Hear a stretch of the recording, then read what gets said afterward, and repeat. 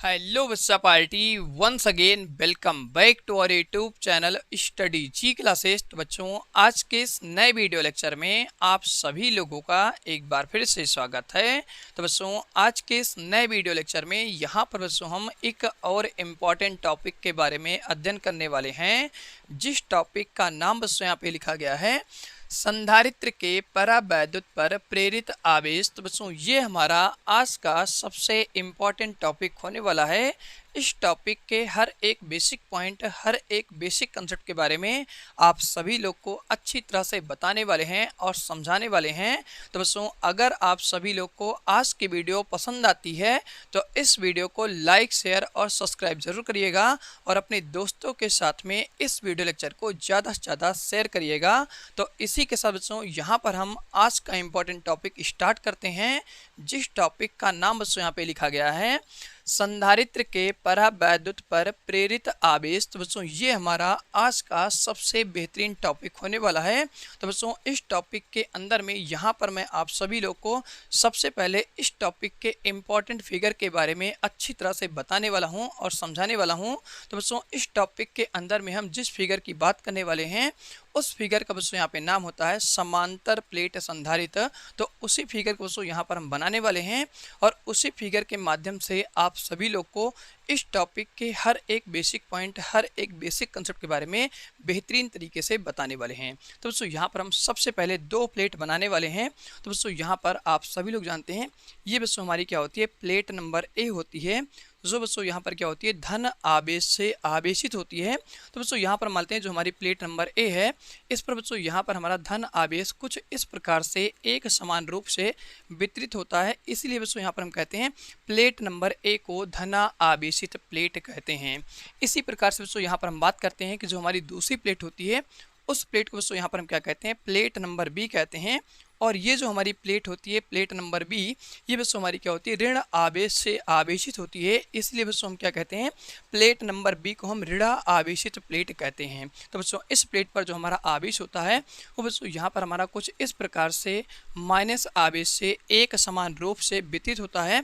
तो इसीलिए बच्चों इसे हम क्या कहते हैं प्लेट नंबर बी कहते हैं, जो बच्चों हमारी क्या होती है ऋण आवेशित प्लेट होती है। अब बच्चों यहाँ पर हम बात करने वाले हैं कि जो हमारी प्लेट नंबर ए होती है, इस प्लेट पर जो हमारा टोटल आवेश होता है उस आवेश को बच्चों यहाँ पर हम क्या कहते हैं प्लस क्यू से निरूपित करते हैं। इसी प्रकार से बच्चों यहाँ पर हम बात करते हैं कि जो हमारी प्लेट नंबर बी होती है, इस प्लेट पर जो हमारा आवेश होता है वो बच्चों यहाँ पर हमारा टोटल आवेश माइनस क्यू आवेश होता है। तो यहाँ तक बच्चों आप सभी लोग को इस फिगर के बारे में अच्छी तरह से समझ आया होगा।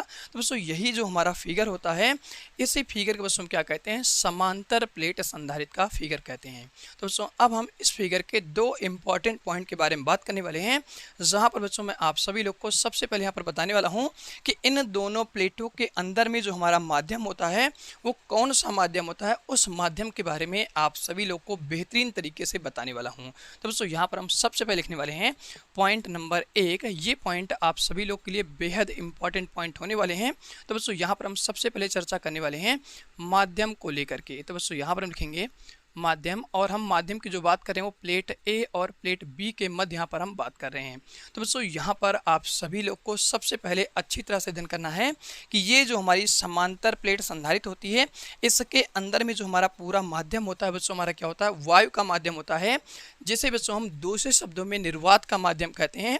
और आप सभी लोग अच्छी तरह जानते हैं कि जो हमारा निर्वात का माध्यम होता है उसको बच्चों हम क्या करते हैं एप्सिलॉन नॉट से यहाँ पे निरूपित करते हैं। तो बच्चों यहाँ पर आपको पहला पॉइंट समझ आता है कि इन दोनों प्लेटों के अंदर में जो हमारा माध्यम होता है वो निर्वात का माध्यम होता है, जिसको यहाँ पर हम क्या करते हैं एप्सिलॉन नॉट से यहाँ पे निरूपित करते हैं। तो यहाँ तक आप सभी लोग को अच्छी तरह समझ आया कि इन दोनों प्लेटों के अंदर में जो हमारा पूरा माध्यम होता है बच्चों क्या होता है निर्वात का माध्यम होता है, जिसे बच्चों हम सरल भाषा में यहाँ पर कहते हैं कि इन दोनों प्लेटों के अंदर में जो हमारा पूरा माध्यम होता है वो वायु का माध्यम होता है। अब बच्चों यहाँ पर हम बात करने वाले हैं इसके दूसरे और इम्पॉर्टेंट पॉइंट के बारे में। तो बच्चों यहाँ से जो हमारा दूसरा और इम्पॉर्टेंट पॉइंट होता है वो बच्चों यहाँ पर हमारा वैद्युत क्षेत्र को लेकर के होने वाला है। तो बच्चों अब हम यहाँ पर आप सभी लोग को अच्छी तरह समझाने वाले हैं दूसरे पॉइंट में कि बच्चों अगर हम यहाँ पर बात करते हैं जो हमारी प्लेट नंबर ए होती है, इस प्लेट पर जो हमारा आवेश होता है वो प्लस का आवेश होता है। ठीक इसी प्रकार से बच्चों यहाँ पर आप सभी लोग अच्छी तरह जानते हैं कि जो हमारी प्लेट नंबर बी होती है, इस प्लेट पर जो हमारा आवेश होता है वो माइनस आवेश का होता है। तो बच्चों यहाँ पर आप सभी जानते हैं कि अगर एक प्लेट हमारी क्या है धन आवेश से आवेशित है और दूसरी प्लेट यहाँ पर बच्चों हमारी क्या होती है माइनस आवेश से आवेशित होती है, तो इन दोनों के बीच में बच्चों यहाँ पर हमारा क्या होता है एक वैद्युत क्षेत्र उत्पन्न हो जाता है, जिस वैद्युत क्षेत्र की बच्चों यहाँ पर दिशा जो हमारी होती है वो प्लस आवेश से माइनस आवेश की तरफ होती है, जिनको बच्चों यहाँ पर हम कुछ इस प्रकार से दिखाने वाले हैं। तो बच्चों ये हमारी क्या होती है प्लेट ए और प्लेट बी के मध्य यहाँ पर हमारी वैद्युत क्षेत्र की तीव्रता होती है, जिसको बच्चों यहाँ पर हम क्या करते हैं कैपिटल ई से निरूपित करते हैं। तो बच्चों यहाँ तक आप सभी लोग को अच्छी तरह समझ आएगा कि अगर हमारी एक प्लेट क्या होती है धन आवेश से आवेशित होती है और यहीं पर जो हमारी दूसरी प्लेट होती है वो बच्चों हमारी क्या होती है माइनस आवेश से आवेशित होती है, तो इन दोनों प्लेटों के अंदर में एक हमारा वैद्युत क्षेत्र उत्पन्न होता है, जिसको बच्चों यहाँ पर हम क्या करते हैं कैपिटल ई से निरूपित करते हैं और इसकी दिशा बच्चों हमारी किधर की तरफ होती है प्लस आवेश से माइनस आवेश की तरफ वैद्युत क्षेत्र की तीव्रता की दिशा हमेशा होती रहती है। तो बच्चों ये कंसेप्ट आप सभी लोग को अच्छी तरह समझ आएगा। तो बच्चों अब हम यहाँ पर बात करने वाले हैं कि अगर हम इन दोनों प्लेटों के अंदर में टोटल वैद्युत क्षेत्र तीव्रता की बात करेंगे तो इस ई का मान हम किस प्रकार से निकालेंगे।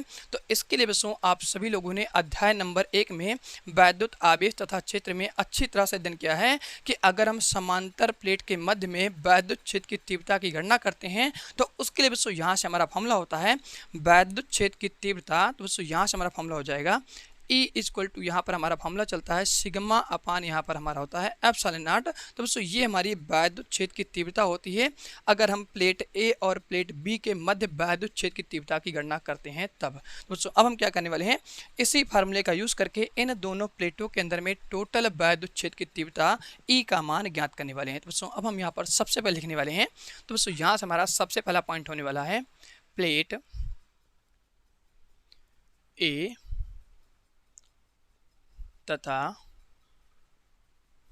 प्लेट बी के मध्य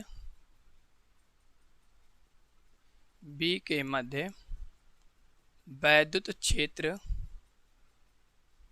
की तीव्रता, जिसको बच्चों यहाँ पर हम कैपिटल ई से निरूपित करते हैं। तो इसके लिए बच्चों यहाँ से हमारा फॉर्मूला हो जाएगा वैद्युत क्षेत्र की तीव्रता ई इक्वल टू बच्चों यहाँ से हमारा फॉर्मूला हो जाएगा सिग्मा अपान एप्सिलॉन नॉट। तो इसी फार्मूले का यहाँ पर हम यूज़ करने वाले हैं। तो बच्चों यहाँ से हम लिखेंगे सिग्मा अपान एप्सिलॉन नॉट। अब बच्चों हम क्या करने वाले हैं इस फार्मूले को हम आवेश के रूप में परिवर्तित करने वाले हैं, क्योंकि बच्चों आप सभी लोग अच्छी तरह जानते हैं कि जो हमारी प्लेट नंबर ए होती है और यहाँ पर जो हमारी प्लेट नंबर बी होती है, इन दोनों प्लेटों पर जो हमारा आवेश होता है प्लस का आवेश होता है और माइनस का आवेश होता है। तो इन दोनों आवेशों के कारण इसके अंदर में टोटल कितनी वैद्युत क्षेत्र की तीव्रता उत्पन्न होती है। तो बच्चों अब हम क्या करने वाले हैं इस वैद्युत क्षेत्र की तीव्रता के फार्मूले को यहाँ पर हम आवेश के रूप में परिवर्तित करने वाले हैं।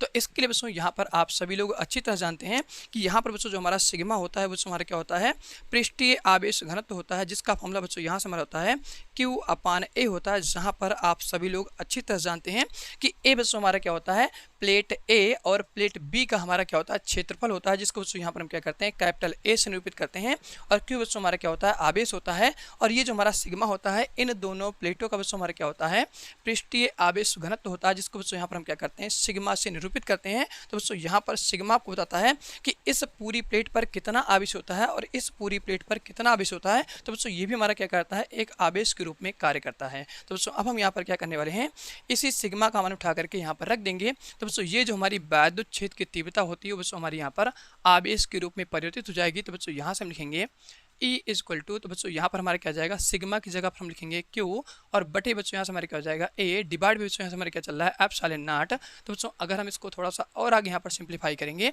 तो बच्चों यहाँ पर आपको टोटल वैद्युत क्षेत्र की तीव्रता मिल जाएगी प्लेट ए और प्लेट बी के मध्य। तो बच्चों इसके लिए यहाँ से हमारा फॉर्मूला हो जाएगा Q और बच्चों ये जो हमारा ए होता है वो इसके साथ में यहाँ पर गुणा में आ जाएगा। तो बच्चों यहाँ पर हमारी वैद्युत क्षेत्र की तीव्रता हो जाएगी A इंटू एप्सिलॉन नॉट। तो बच्चों ये हमारी क्या होती है वैद्युत क्षेत्र की तीव्रता होती है प्लेट ए और प्लेट बी के मध्य। तो यहाँ तक बच्चों आप सभी लोग को हर एक बेसिक पॉइंट, हर एक बेसिक कंसेप्ट अच्छी तरह समझ आएगा। तो बच्चों अगर आप सभी लोग को वीडियो पसंद आती है तो इस वीडियो को लाइक, शेयर और सब्सक्राइब जरूर करिएगा और अपने दोस्तों के साथ में इस वीडियो लेक्चर को ज़्यादा से ज़्यादा शेयर करिएगा।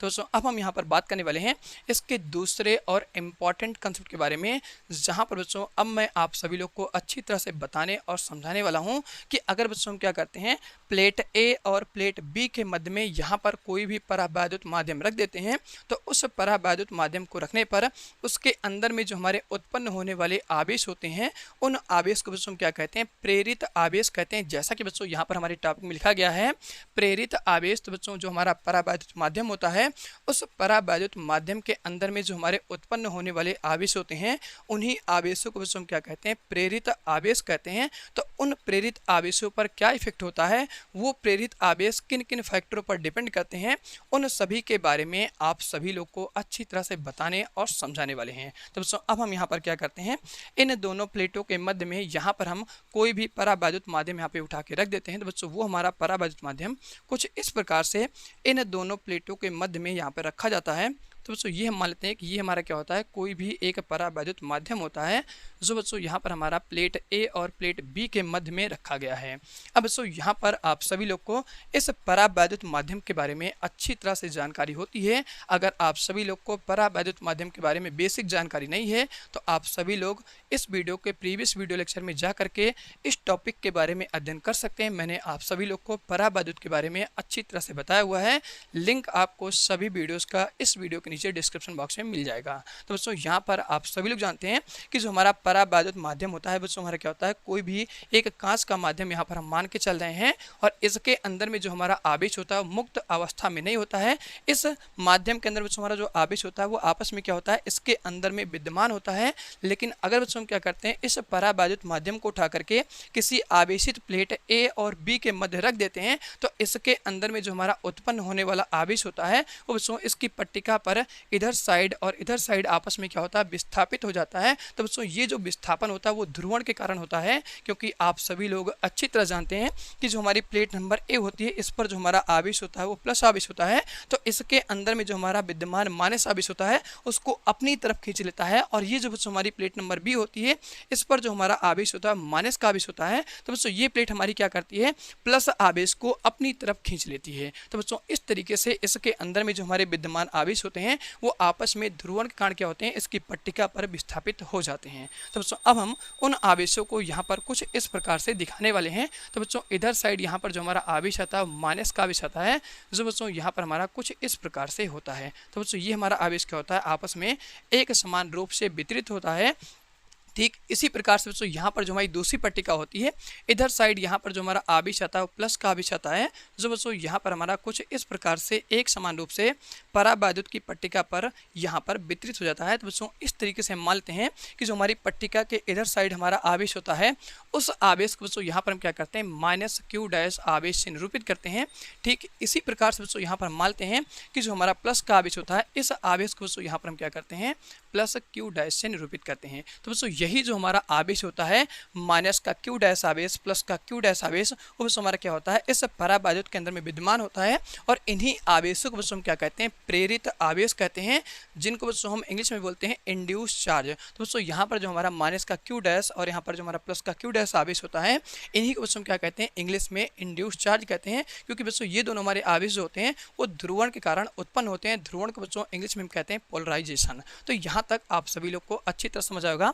अब बच्चों यहाँ पर हम बात करने वाले हैं कि अगर इधर साइड हमारा क्या होता है माइनस आवेश होता है और इधर साइड बच्चों हमारा क्या होता है प्लस आवेश होता है, तो इस परावैद्युत के अंदर में यहाँ पर बच्चों हमारा क्या होता है सेम तरीके से एक वैद्युत क्षेत्र हमारा उत्पन्न हो जाता है। तो इस केस में बच्चों यहाँ पर हम बात करने वाले हैं कि इसके अंदर में जो हमारा वैद्युत क्षेत्र उत्पन्न होता है उसकी दिशा किधर की तरफ होती है। तो बच्चों यहाँ पर आप सभी लोग अच्छी तरह जानते हैं कि जो हमारी वैद्युत क्षेत्र की तीव्रता होती है वो प्लस आवेश से माइनस आवेश की तरफ होती है, जिनको बच्चों यहाँ पर हम कुछ इस प्रकार से दिखाने वाले वाले हैं। तो बच्चों अब हम यहाँ पर बात करेंगे कि इस परावैद्युत के अंदर में जो हमारी टोटल वैद्युत क्षेत्र की तीव्रता होती है वो कितनी होती है। तो उसको बच्चों यहाँ पर हम क्या करते हैं, ई डैश से निरूपित करते हैं। तो बच्चों ये जो हमारी वैद्युत क्षेत्र की तीव्रता होती है वो परावैद्युत माध्यम के अंदर में हमारी टोटल वैद्युत क्षेत्र की तीव्रता होती है, जिसको बच्चों यहाँ पर हम क्या करते हैं, ई डैश से निरूपित करते हैं। तो बच्चों अब हम यहाँ पर बात करने वाले हैं कि इस हम ई डैश का मान यहाँ पर किस प्रकार से ज्ञात करने वाले हैं। तो इसके लिए बच्चों यहाँ पर आपको सबसे पहले अध्ययन करना है कि यहाँ पर जो हमारा माइनस का क्यू डैश आवेश होता है और यहाँ पर जो हमारा प्लस का क्यू डैश आवेश होता है, इन दोनों आवेशों का मान क्या बराबर होता है, प्लस क्यू आवेश और माइनस क्यू आवेश के। तो बच्चों यहाँ पर हम एक कंडीशन मान के चल रहे हैं कि अगर बच्चों यहाँ पर मानते हैं इस पर जो हमारा आवेश होता है माइनस का क्यू डैश और यहाँ पर जो हमारा आवेश होता है प्लस का क्यू डैश आवेश, ये बच्चों हमारा क्या होता है, प्लस आवेश क्यू और माइनस आवेश क्यू के बराबर नहीं होता है। ये कंसेप्ट यहाँ पर हम मान के चल रहे हैं। तो बच्चों ये हमारा क्या होता है, यहाँ पर तीसरा इंपॉर्टेंट पॉइंट होता है, जिसको बच्चों यहाँ पर हम लिखने वाले हैं कि यहाँ पर जो हमारा प्लस का क्यू आवेश होता है वो बच्चों हमारा क्या होता है पर माइनस क्यू डैश आवेश के बराबर नहीं होता है। इसी प्रकार से बच्चों यहाँ पर हम कह सकते हैं कि जो हमारा यहाँ पर प्लस का क्यू डैश आवेश होता है ये बच्चों हमारा क्या होता है, यहाँ पर माइनस क्यू आवेश के बराबर नहीं होता है। मीन्स यहाँ पर बच्चों आप कह सकते हैं कि ये जो हमारा क्यू डैश आवेश होता है इसका मान इससे कम भी हो सकता है और इससे ज़्यादा भी हो सकता है। ये कंडीशन बच्चों यहाँ पर हम मान के चल रहे हैं। यहाँ तक आप सभी लोग को इस फिगर के बारे में अच्छी तरह से समझ आएगा। तो बच्चों अब हम यहाँ पर मान लेते हैं कि इस पट्टिका के अंदर में जो हमारा टोटल आवेश होता है उस आवेश को बच्चों यहाँ पर हम क्या करते हैं, क्यू डैश से निरूपित करते हैं। तो बच्चों यहाँ पर आप समझ सकते हैं कि ये जो हमारी पट्टिका होती है, जो हमारा परावैद्युत होता है, इसके अंदर में जो हमारा टोटल आवेश होता है उस आवेश को बच्चों हम क्या करते हैं, क्यू डैश से निरूपित करते हैं। या बच्चों हम मानते हैं कि इस पट्टिका के अंदर में जो हमारा टोटल आवेश होता है उस आवेश को बच्चों यहाँ पर हम क्या करें, क्यू डैश मान के चल रहे हैं। तो बच्चों अब हम क्या करेंगे, इस वैद्युत क्षेत्र की तीव्रता ई डैश का मान ज्ञात करने के लिए हम इस फार्मूले का यूज करने वाले हैं। तो बच्चों यहाँ पर हमारा जो फार्मूला चल रहा है E equal to sigma upon epsilon not चल रहा है। तो यहाँ पर बच्चों आप सभी लोग को अच्छी तरह से ध्यान रखना है कि ये जो हमारी प्लेट होती है, प्लेट ए और प्लेट बी, इनके अंदर का जो हमारा माध्यम होता है बच्चों क्या होता है, निर्वात माध्यम होता है, जिसको मैंने आप सभी लोग को सबसे पहले पॉइंट नंबर 1 में बताया कि बच्चों इसके अंदर का जो हमारा माध्यम होता है उसको हम क्या करते हैं, एप्सिलॉन नॉट से निरूपित करते हैं। और इस केस में ये जो हमारा परावैद्युत रखा जाता है वो बच्चों हमारा निर्वात माध्यम में रखा जाता है। तो इस केस में इसके अंदर का माध्यम सेम रहेगा, लेकिन बच्चों यहाँ पर जो हमारा चेंज होता है वो सिर्फ और सिर्फ आवेश को लेकर के होता है कि यहाँ पर जो हमारा आवेश होता है इस आवेश का मान अलग होता है। तो उसी प्रकार से बच्चों यहाँ पर हम कह सकते हैं कि अगर यहाँ पर हमारा सिग्मा है तो इस केस में बच्चों अगर हम इसकी वैद्युत क्षेत्र की तीव्रता की बात करेंगे तो यहाँ पर बच्चों हमारा क्या हो जाएगा, सिग्मा डैश हो जाएगा। और यहाँ पर जो हमारा एप्सिलॉन नॉट होता है इसका मान बच्चों यहाँ पर क्या रहेगा, सेम रहेगा। और इस केस में जो हमारी वैद्युत क्षेत्र की तीव्रता होगी उसको बच्चों हम क्या करेंगे, यहाँ पर ई डैश से निरूपित करेंगे। तो बच्चों अब हम यहाँ पर लिखने वाले हैं परावैद्युत के अंदर वैद्युत क्षेत्र की तीव्रता। तो बच्चों ये हमारा यहाँ पर दूसरा पॉइंट होने वाला है। तो यहाँ पर हम लिखेंगे परावैद्युत के अंदर कुल वैद्युत क्षेत्र की तीव्रता, जिसको यहाँ पर हम ई डैश से निरूपित करने वाले हैं। तो दोस्तों इस केस में अगर हम बात करेंगे कि परावैद्युत के अंदर में टोटल वैद्युत क्षेत्र की तीव्रता कितनी होती है, तो इसके लिए बच्चों यहाँ से हमारा फॉर्मूला जाएगा E dash equal to sigma dash upon बच्चों यहाँ से हमारे क्या जाएगा, एप्सिलॉन नॉट। तो बच्चों यहाँ पर हम लिखेंगे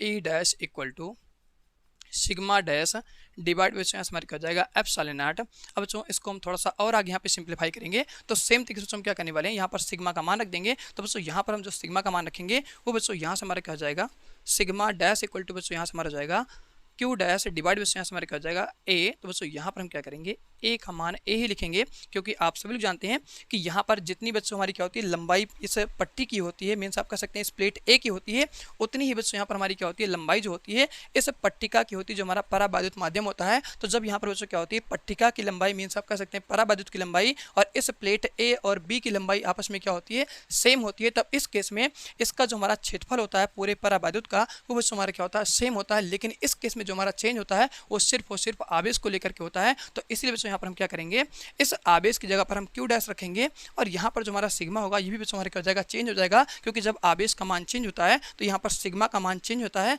लेकिन इस केस में यहाँ पर जो हमारी पट्टिका होती है इसका जो हमारा क्षेत्रफल होता है और यहाँ पर जो हमारा प्लेट होता है, इन दोनों का क्षेत्रफल क्या होता है, आपस में बराबर होता है। तो क्षेत्रफल की जगह बच्चों हम क्या करेंगे, ए का मान ए ही रखेंगे और इस केस में हम क्या करने वाले हैं, इस फार्मूले का यूज करने वाले हैं इसकी टोटल विद्युत क्षेत्र की तीव्रता ज्ञात करने के लिए आवेश के रूप में। तो बच्चों इसके लिए यहाँ से हमारा फॉर्मूला हो जाएगा ई डैश इक्वल टू, अब बच्चों यहाँ पर हम क्या करेंगे, सिग्मा डैश का मान रखेंगे। तो बच्चों यहाँ से हमारा हो जाएगा क्यू डैश डिवाइड बच्चों हमारे क्या हो जाएगा, ए हो जाएगा और नीचे बच्चों यहाँ से हमारा चलेगा एप्सिलॉन नॉट। अब बच्चों इसको हम क्या करेंगे, थोड़ा सा और आगे यहाँ पे सिंप्लीफाई करेंगे। तो बच्चों यहाँ पर हमारा हो जाएगा ई डैश इक्वल टू, यहाँ पर बच्चों हमारा बचेगा क्यू डैश डिवाइड बच्चों यहाँ से हमारे क्या हो जाएगा ए इंटू यहाँ पर एप्सिलॉन नॉट हो जाएगा। तो इसको बच्चों हम क्या करते हैं, समीकरण नंबर यहाँ पर हम सेकंड मान लेते हैं। तो इस तरीके से बच्चों यहाँ पर हम इस परावैद्युत के अंदर में टोटल वैद्युत क्षेत्र की तीव्रता ज्ञात कर लेते हैं। तो बच्चों अब हम बात करने वाले हैं कि अगर हम इन दोनों वैद्युत क्षेत्र की तीव्रता को आपस में जोड़ लेंगे तो इस प्लेट के अंदर में जो हमारी टोटल वैद्युत क्षेत्र की तीव्रता होती है उसका मान बच्चों यहाँ पर आपको मिल जाता है। तो बच्चों ई नेट निकालने के लिए हम क्या करते हैं, ये जो हमारी वैद्युत क्षेत्र की तीव्रता होती है ई और ये जो हमारी वैद्युत क्षेत्र की तीव्रता होती है ई डैश, इन दोनों को बच्चों क्या करते हैं, आपस में जोड़ लेंगे। तो बच्चों यहाँ पर हम लिखेंगे ई नेट इक्वल टू, यहाँ से हमारा फॉर्मूला हो जाएगा ज़्यादा वाली वैद्युत क्षेत्र की तीव्रता बच्चों हमारी होगी वो हमारी ई हो जाएगी और यहाँ पर जो हमारी कम वाली वैद्युत क्षेत्र की तीव्रता होती है वो हमारी ई डैश हो जाएगी। तो बच्चों यहाँ पर हम क्या करेंगे, इन दोनों को आपस में जोड़ लेंगे। तो बच्चों यहाँ पर आपको ध्यान रखना है कि ये जो हमारी वैद्युत क्षेत्र की तीव्रता होती है प्लेट ए और प्लेट बी के मध्य, इसका मान बच्चों क्या होता है, ज़्यादा होता है, जिसको बच्चों यहाँ पर हम हैशटैग करके पॉइंट करके लिखने वाले हैं कि जो हमारी वैद्युत क्षेत्र की तीव्रता होती है प्लेट ए और प्लेट बी के मध्य, इसका मान बच्चों क्या होता है, ज़्यादा होता है। और यहाँ पर जो हमारा परावैद्युत माध्यम होता है इसके अंदर में जो हमारी वैद्युत क्षेत्र की तीव्रता होती है इसका मान बच्चों यहाँ पर क्या होता है, कम होता है। तो यहाँ पर आपको ध्यान रखना है कि इस केस में हम क्या कर रहे हैं, जो हमारी पट्टिका होती है इस पर जो हमारा विराजमान आवेश होता है माइनस क्यू और प्लस क्यू, इन आवेश को बच्चों यहाँ पर हम क्या कर रहे हैं, कम मान के चल रहे हैं। जबकि बच्चों यहाँ पर आप सभी लोग अच्छी तरह जानते हैं कि जो हमारी प्लेट ए और प्लेट बी होती है इन दोनों पर जो हमारा विराजमान आवेश होता है प्लस का क्यू आवेश है और यहाँ पर जो हमारा माइनस का क्यू आवेश होता है, इन आवेशों का मान हम अधिक मान चल रहे हैं। तो इसलिए बच्चों यहाँ पर हम कह सकते हैं कि ये जो हमारी वैद्युत क्षेत्र की तीव्रता होती है इसका मान ज़्यादा होगा और इसका मान बच्चों क्या होगा, कम होगा। तो इसलिए हमने इस कंसेप्ट को यहाँ पर हैशटैग करके लिख दिया कि ई का मान ज़्यादा होगा और ई डैश का मान बच्चों क्या होगा, कम होगा। तो अब हम क्या करने वाले हैं, इस संधारित्र के अंदर में टोटल जो हमारी वैद्युत क्षेत्र की तीव्रता होती है उसको बच्चों हम क्या करते हैं, ई नेट से दिखाते हैं। तो इस केस में इस वाली वैद्युत क्षेत्र की तीव्रता को और इस वाली वैद्युत क्षेत्र की तीव्रता को आपस में जोड़ लेंगे। तो दोस्तों यहाँ पर हम क्या करेंगे, ई नेट का मान ज्ञात कर लेंगे। तो दोस्तों अब हम यहाँ पे लिखेंगे हैशटैग करके संधारित्र के अंदर में, तो दोस्तों यहाँ पर लिखेंगे संधारित्र के अंदर कुल वैद्युत क्षेत्र की तीव्रता, यहाँ से बच्चों हम लिखेंगे कुल वैद्युत क्षेत्र की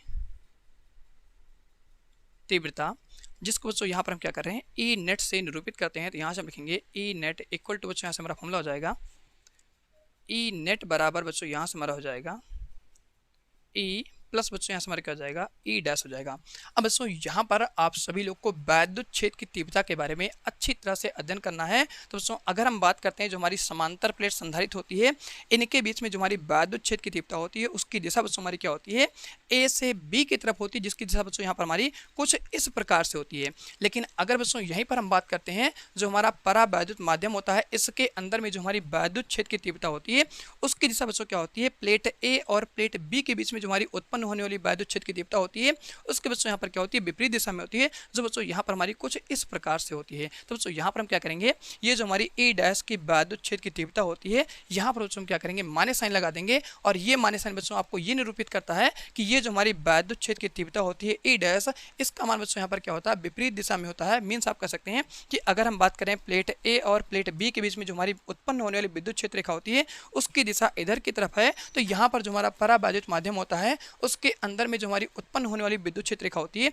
उसकी दिशा बच्चों हमारी क्या होती है, इस तरफ यहाँ पर B2A होती है। तो बच्चों यहाँ पर हम क्या करेंगे, इस दिशा को दिखाने के लिए ये जो हमारी वैद्युत क्षेत्र की तीव्रता की दिशा होती है ए डैश, यहाँ पर बच्चों हम क्या करेंगे, माइनस साइन लगा देंगे। तो बच्चों यहाँ पर हमारे क्या जाएगा, माइनस आ जाएगा और इस प्रकार से यहाँ पर भी हमारे क्या होगा, माइनस आ जाएगा और यहाँ पर आपको टोटल वैद्युत क्षेत्र की तीव्रता ए डैश मिल जाएगा, जिसका मतलब बच्चों हमारे क्या होगा, यहाँ पे निगेटिव में हो जाएगा, माइनस क्यू डैश अपान क्या हो जाएगा, ए इंटू एप्सिलॉन नॉट हो जाएगा। अब बच्चों यहाँ पर हम क्या करते हैं, समीकरण 1 और समीकरण 2 का प्रयोग करके यहाँ पर हम इन प्लेटों के अंदर में जो हमारी टोटल वैद्युत क्षेत्र की तीव्रता होती है उसका मान यहाँ पर हम ज्ञात करने वाले हैं। तो दोस्तों अब हम यहाँ पे लिखेंगे ई नेट इक्वल टू, तो बच्चों यहाँ से हमारा जाएगा ई नेट इक्वल टू, ई का मान बच्चों यहाँ से हम रखेंगे तो यहाँ से हमारा जाएगा समीकरण नंबर 1 से, तो बच्चों यहाँ से हम लिखेंगे क्यू डिवाइड बाई यहाँ से हमारा क्या हो जाएगा ए इंटू एप्सिलॉन नॉट हो जाएगा, प्लस बच्चों यहाँ से हम क्या करेंगे जो हमारी ई डैश की वैद्युत क्षेत्र की तीव्रता होती है इसको बच्चों हम क्या करने वाले हैं ब्रैकेट में करके यहाँ पे रखने वाले हैं। तो बच्चों यहाँ से हमारा जाएगा माइनस का क्यू डैश इंटू बच्चों हमारे क्या हो जाएगा यहाँ पे डिवाइड में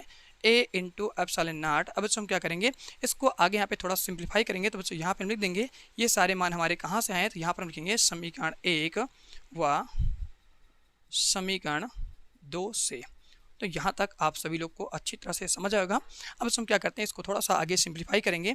तो यहाँ से बच्चों हम लिखेंगे ई नेट इक्वल टू, तो बच्चों यहाँ से हमारा जाएगा क्यू और यहाँ पर बच्चों हमारा जाएगा ए इंटू एप्सिलॉन नॉट, तो प्लस माइनस के यहाँ पे गुणा हो जाएगा तो यहाँ पर माइनस आ जाएगा और यहाँ पर बच्चों हमारा जाएगा क्यू डैश ए इंटू हमारा क्या हो जाएगा एप्सिलॉन नॉट हो जाएगा।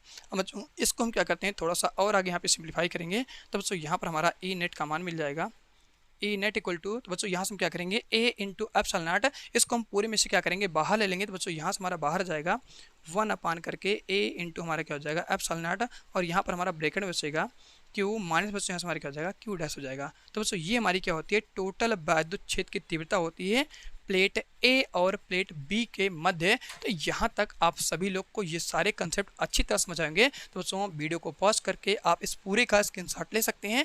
अगर बच्चों आप सभी लोग को इस टॉपिक के रिगार्डिंग यहाँ पर कोई समस्या होती है तो नीचे कमेंट बॉक्स में आप कमेंट करके ज़रूर बता सकते हैं। आप सभी लोग के हर एक कमेंट को यहाँ पे रीड किया है और हर एक कमेंट को यहाँ पे रिप्लाई दिया जाता है। तो बच्चों अब हम यहाँ पर बात करने वाले हैं इसके आगे के कंसेप्ट के बारे में, जहाँ पर बच्चों मैं आप सभी लोग को समझाने वाला हूँ कि ये जो हमारा परावैद्युत माध्यम होता है इसके अंदर में जो हमारे उत्पन्न होने वाले आवेश होते हैं माइनस का क्यू डैश आवेश और यहाँ पर जो हमारा प्लस का क्यू डैश आवेश होता है, इन्हीं आवेश को हम क्या कहते हैं प्रेरित आवेश कहते हैं। तो ये प्रेरित आवेश बच्चों किन किन फैक्टरों पर डिपेंड करते हैं, उन फैक्टरों के बारे में आप सभी लोग को बेहतरीन तरीके से और नए अंदाज के साथ में यहाँ पर हम समझाने वाले हैं। तो बच्चों यहाँ पर हम क्या करते हैं इसको समीकरण नंबर ए यहाँ पर हम मान लेते हैं। तो बच्चों यहाँ पर हम थोड़ा सा साइड में होते हैं, आप सभी लोग वीडियो को पॉज करके इसका स्क्रीनशॉट ले सकते हैं।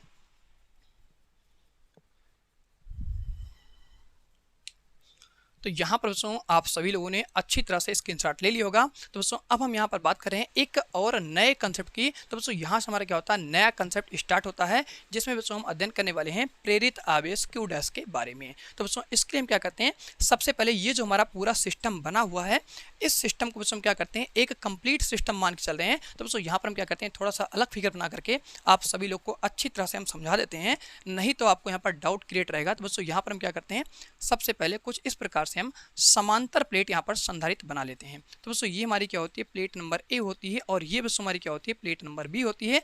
जहाँ पर आप सभी लोग अच्छी तरह जानते हैं कि जो हमारी प्लेट नंबर ए होती है ये दोस्तों हमारी क्या होती है धन आवेश से आवेशित होती है। जहाँ पर दोस्तों आप कहते हैं प्लेट नंबर ए पर जो हमारा आवेश होता है प्लस का ये दोस्तों हमारा क्या होता है एक समान रूप से वितरित होता है और यहाँ पर जो हमारा टोटल आवेश होता है हमारा प्लस का क्यू आवेश होता है। सेम इसी प्रकार से दोस्तों यहाँ पर आप सभी जानते हैं कि जो हमारी प्लेट नंबर बी होती है इस पर जो हमारा आवेश होता है माइनस का आवेश होता है। तो इस प्लेट पर जो हमारा टोटल आवेश होता है माइनस का क्यू आवेश होता है और ये जो हमारा माइनस आवेश होता है बस हमारा क्या होता है प्लेट नंबर बी पर एक समान रूप से वितरित होता है। तो इसके अंदर में जो हमारी टोटल वैद्युत क्षेत्र की तीव्रता होती है उसकी दिशा बच्चों यहाँ पर आप सभी लोग अच्छी तरह जानते हैं कि प्लस आवेश से माइनस आवेश की तरफ होती है। तो बच्चों यहाँ पर आपको ये चीज़ें अच्छी तरह समझ लेना है कि अगर हम कभी भी वैद्युत क्षेत्र की तीव्रता की बात कर रहे हैं तो आपको ध्यान रखना है कि वैद्युत क्षेत्र की तीव्रता की दिशा हमेशा प्लस आवेश से माइनस आवेश की तरफ होती है। ये चीज़ें अपने माइंड में आपको सेट कर लेना है, अपने हाथों में इसको मुट्ठी में लेना है और अपने माइंड में बच्चों उसको गांठ मान के चलना है कि जब भी हम वैद्युत क्षेत्र की तीव्रता की बात करेंगे तो हमेशा वैद्युत क्षेत्र की तीव्रता बच्चों हमारी क्या होती है प्लस आवेश से माइनस आवेश की तरफ चलती है। तो बच्चों अब हम यहाँ पर क्या करने वाले हैं अगर बच्चों यहाँ पर मानते हैं ये जो हमारा पूरा प्लेट होता है इस प्लेट के अंदर में जो हमारा पूरा माध्यम होता है बच्चों क्या होता है निर्वात माध्यम होता है। तो बच्चों इसके अंदर में हम क्या करने वाले हैं एक परावैद्युत माध्यम यहाँ पर हम सेम तरीके से रखने वाले हैं। तो बच्चों इसी फिगर को यहाँ पर हम निकाल करके आपको अच्छी तरह से कंसेप्ट बाई कंसेप्ट समझाने वाले हैं। हैं। तो बच्चों अब हम क्या करते हैं,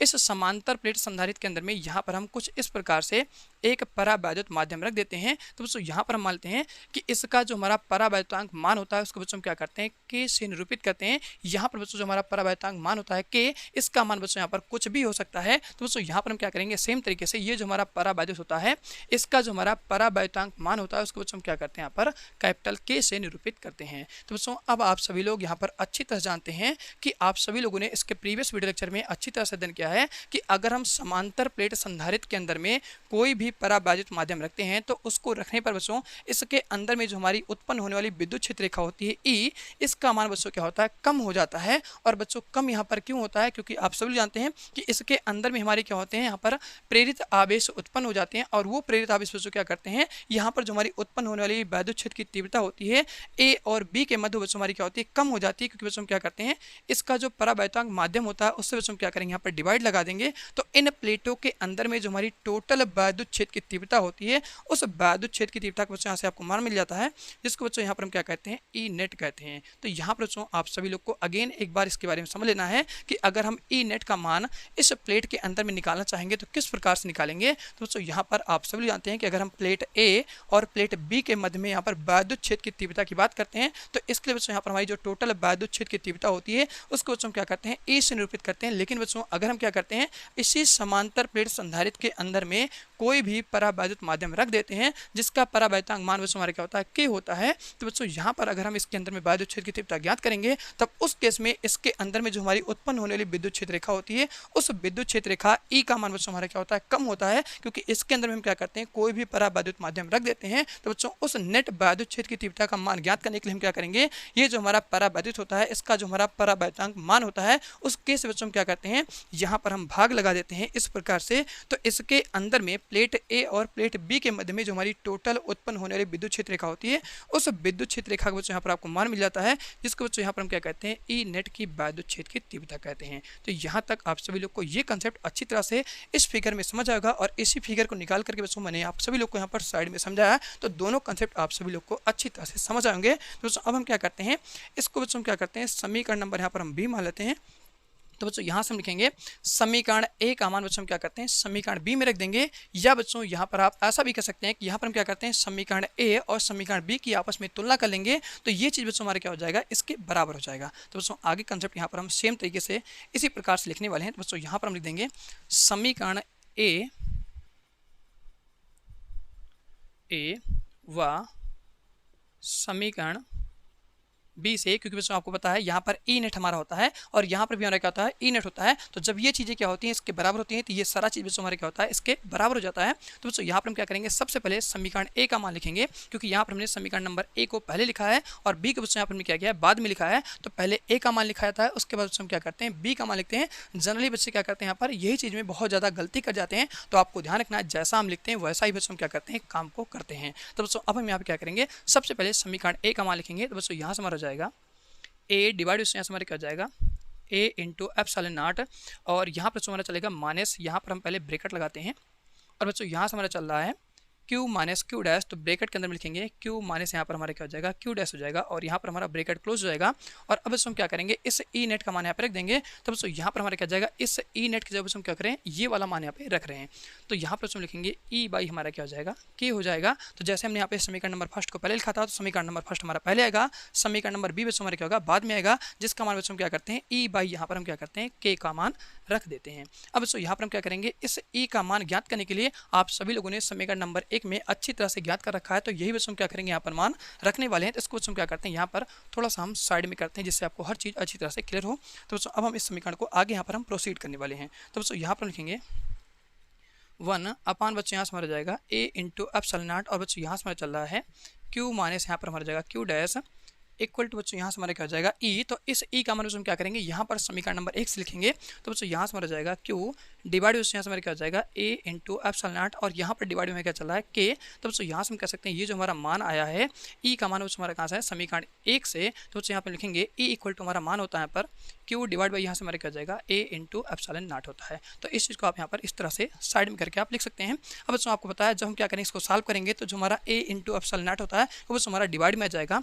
तो बच्चों यहाँ पर लिखेंगे 1/a इंटू हमारा क्या हो जाएगा एप्सिलॉन नॉट, और यहाँ पर बच्चों हमारा चलता है q माइनस यहाँ पर हमारा जाएगा q डैश इक्वल टू बच्चों यहाँ से हमारा क्या हो जाएगा q डिवाइड यहाँ से हमारे क्या हो जाएगा a इंटू एप्सिलॉन नॉट, और यहाँ पर हमारे क्या हो जाएगा k। तो बच्चों आप सभी लोग यहाँ पर अच्छी तरह जानते हैं कि यहाँ पर जो हमारा a इंटू एप्सिलॉन नॉट होता है इसका मान बच्चों क्या होगा, इससे आपस में कैंसिल जाएगा। तो बच्चों अगर हम क्या करेंगे इसको थोड़ा सा और आगे सिंप्लीफाई करेंगे तो बच्चों यहाँ पर हमारा केवल और केवल बचता है q माइनस q डैश और इक्वल टू बच्चों यहाँ से हमारे क्या हो जाएगा q बाई यहाँ पर हमारा k बचता है। अब बच्चों क्या करते हैं यहाँ पर q डैश का मान ज्ञात करेंगे, तो इस q डैश को बच्चों क्या करते हैं इधर साइड भेजेंगे, और यहाँ पर जो हमारा q बाई k होता है इसको बच्चों हम यहाँ पर इधर साइड लाने वाले हैं। तो बच्चों यहाँ पर हम आगे लिखेंगे, तो यहाँ से बच्चों हम क्या करते हैं इस q डैश को उधर साइड भेजेंगे, तो बच्चों यहाँ पर हमारा q डैश उधर जाएगा और इस q बाई k को क्या करते हैं इधर लाएंगे। तो बच्चों ये हमारा क्या है प्लस में है, तो जब ये इधर आएगा तो माइनस में हो जाएगा।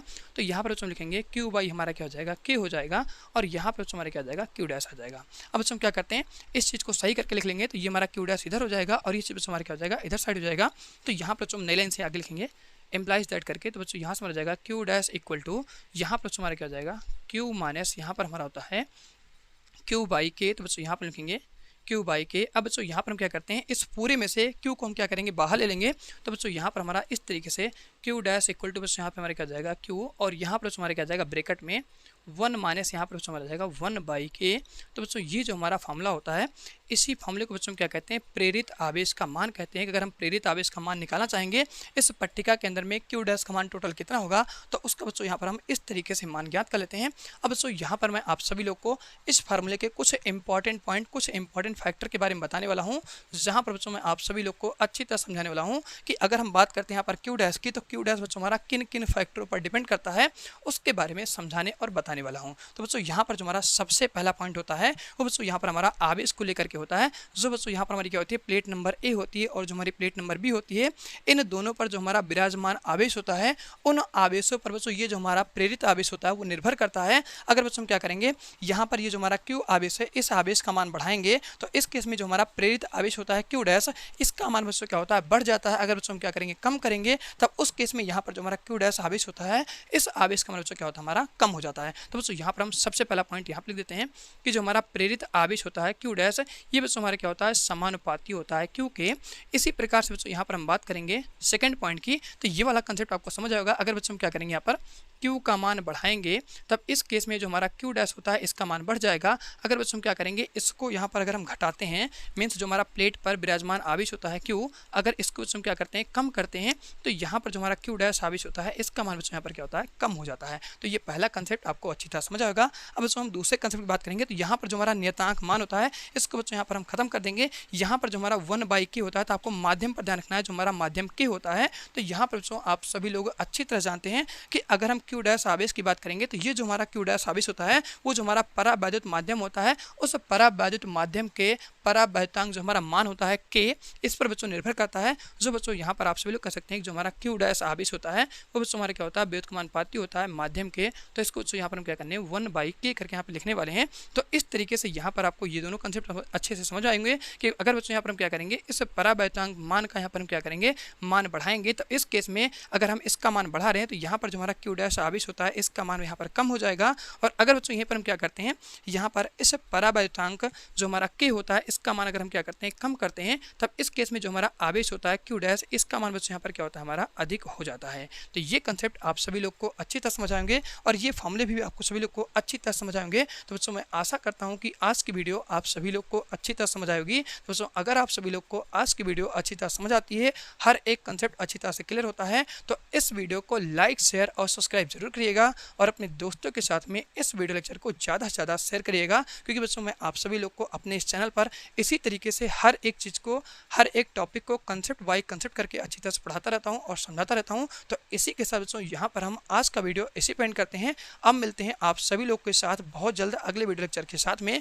अब बच्चों यहाँ पर आप सभी लोग कहेंगे सर आपने पढ़ा दिया लेकिन यहाँ पर हमें नोट्स नहीं मिला, तो बच्चों नोट्स आप सभी लोग को अभी थोड़ी देर में यहाँ पर आपको सामने प्रेजेंट हो जाएगा। आप जो इसके बारे में फिगर के बारे में 2-4-6 लाइन आप लिखते हैं उस चीज़ को बच्चों अच्छी तरह से आप नोट कर सकते हैं। यहाँ पर आप सभी लोग को उसका PDF अच्छी तरह से मिलने वाला है। तो बच्चों अब आप यहाँ पर देख सकते हैं आपको PDF अच्छी तरह से मिल गया है। वीडियो को पॉज करके इसके बारे में फिगर के बारे में अच्छी तरह से आप नोट कर सकते हैं। तो इसी के साथ बच्चों यहाँ पर हम आज का वीडियो इसी पे एंड करते हैं। अब मिलते हैं बहुत जल्द अगले वीडियो लेक्चर के साथ में।